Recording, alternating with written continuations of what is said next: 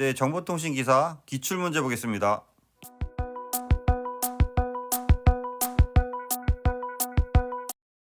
좀 더 많은 자료를 원하시는 분은 보시는 카페에 오시면 체계적으로 자료가 정리되어 있습니다. 네, 시작하겠습니다. 안녕하세요. 이번 시간에 통신이론 기본 이론의 FDM 주파수 분할 멀티플렉싱에 대해서 보겠습니다. 기출 내용을 보면 다음 중 이동통신의 무선 다중화 방식인 FDM 방식의 특징이 아닌 것은 아날로그 방식이고 주파수를 이용하여 다중 접속을 한다. 주파수를 분할하는 거죠. 회선 용량이 부족하고 간섭이 취약하다. FDM 방식은 주파수 간섭을 많이 받을 수 있어서 가드밴드 줘야 되는 거죠. 수신 시에는 필터에 의해 필요한 반송파를 선택한다. 가입자 단위로 서로 다른 코드를 할당함으로 통신의 비밀이 보장된다. 이거는 이제 CDMA 방식이 되는 거죠. 우리가 FDM이라든지 TDM은 주파수라든지 시간에 한계가 있는 거죠. 그래서 얘를 개선하기 위해서 나온 게 CDMA에서 국내에서 최초로 상용했던 것이 되겠습니다. 가입자 단위로 서로 다른 코드를 할당해서 통신의 비밀을 보장하는 것은 CDMA 방식이다. FDM은 주파수 대역을 각 신호들이 더해져서 전송하는 방식이고요. 비동기 방식이라고 할 수 있습니다. TDM은 시간을 타임슬롯으로 나눠서 보내는 방식으로 동기 방식이라고 할 수 있습니다.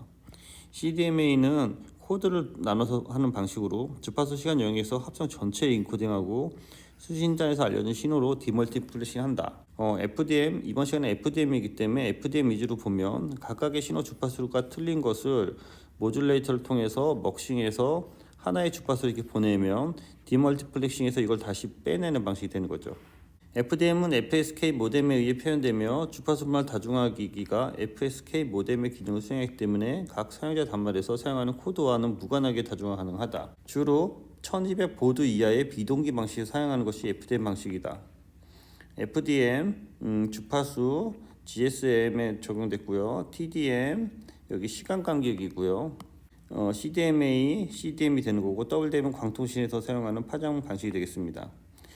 특징과 장점을 보면은 FDM은 주파수를 기준하기 때문에 동기를 위한 장치가 필요가 없고 여기 서로 이제 반대로 가면 되는 거죠. TDM은 반대로 동기가 정확해야 되는 거고 FDM은 채널 사용에 대한 효율이 낮고 송수신기 구조가 복잡하고 TDM은 상대적으로 송수신기 구조가 간단하다 해서 서로 장점과 단점을 갖고 있는 것입니다. 이에 반해 CDM은 동일 시간 동일 채널에서 부자원을 사용할 수 있고 그 대신 구조가 복잡해서 기술력이 필요했던 거죠. 그래서 이게 3G부터 우리가 CDM을 도입하게 된 거죠. WDM은 주로 광통신에서 사용하는 대용량 전송에 사용하고 광통신 보장을 위한 광측 복귀가 필요한 방식이 되겠습니다. 이렇게 나눴을 때 이 앞에 세 개를 이동통신 방식 또는 무선 방식, 여기 뒤에는 WDM을 유선 방식이라고 할 수 있습니다. 이거를 무선, 여기를 유선으로 구분하시기 바랍니다. FDM 방식, 케이블이나 무선 주파수인 대역과 같은 공유 전송 매체를 통해 여러 아날로그 또는 디지털 신호를 하나의 신호로 결합하는 데 사용된 기술이다. FDM에서 공유 전송 매체의 대폭을 중복하지 않고 여러 주파수 대역으로 나누며 각 주파수 대역은 별도의 신호를 전송하는 데 사용된다.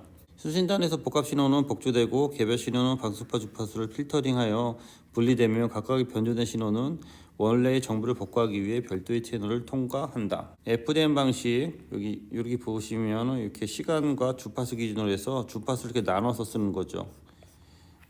TDM 방식은 이렇게 시간을 이렇게 나눠 쓰는 방식이 돼서 이런 식으로 예를 들어서 채널이 반대로 시간을 기준으로 이런 식으로 나눠서 쓰는 방식이 되겠습니다. 그래서 각각에 대해서 FDM 방식은 주로 가드 밴드가 필요한 거고 TDM 방식은 가드 타이밍이 필요한 거죠. 가드 밴드랑 가드 타이밍이랑 이렇게 각각 필요하다라는 개념 잡으시고요.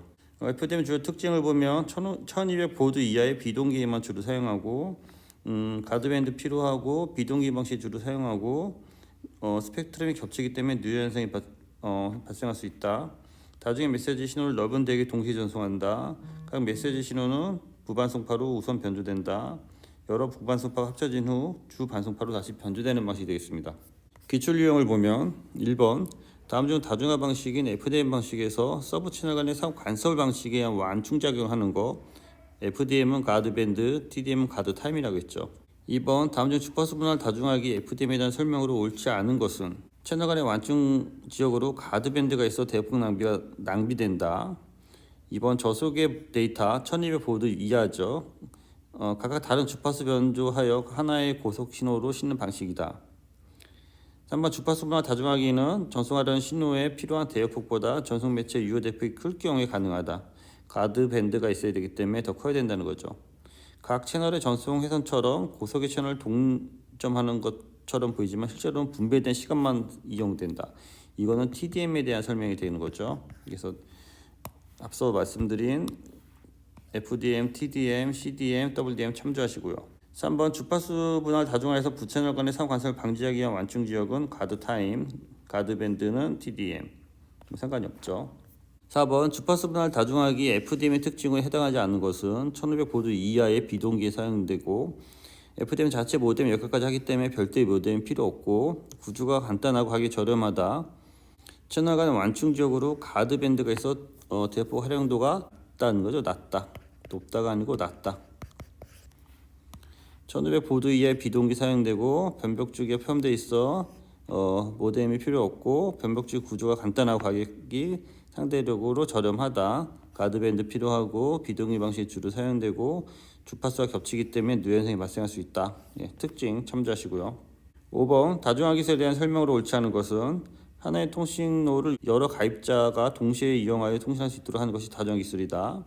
아날로그 방식의 주파수 분할과 디지털 방식의 C분할 및 코드 분할 기술이 있다.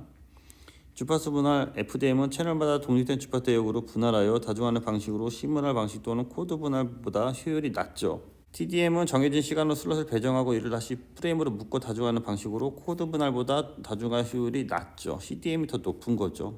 그래서 정답을 4번 잡으시면 되고요.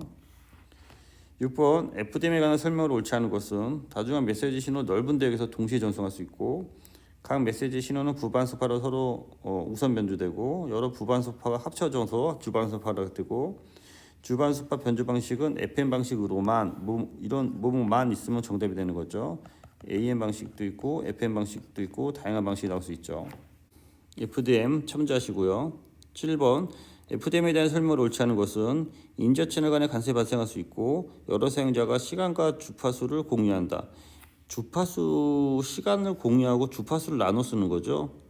주파수는 이렇게 나눠 쓰는 거죠. 이렇게 해서 우리가 여기가 주파수가 있고 여기 시간이었으면 이렇게 주파수 나눠 쓰는 그림 앞에 써 있었죠. 이런 거 정답이 2번 되는 거고 전송 신호의 매체의 유효 대폭이 클 때 가능하고 진폭 변조, 주파수 변조, 위상 변조 방식이 사용될 수 있다 해서 앞에서 한 거기 때문에 다시 한번 확인해 주시고요.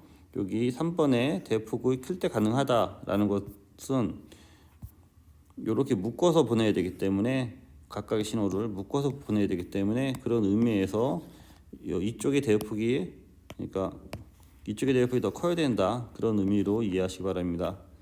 네, 이상입니다. 수고했습니다.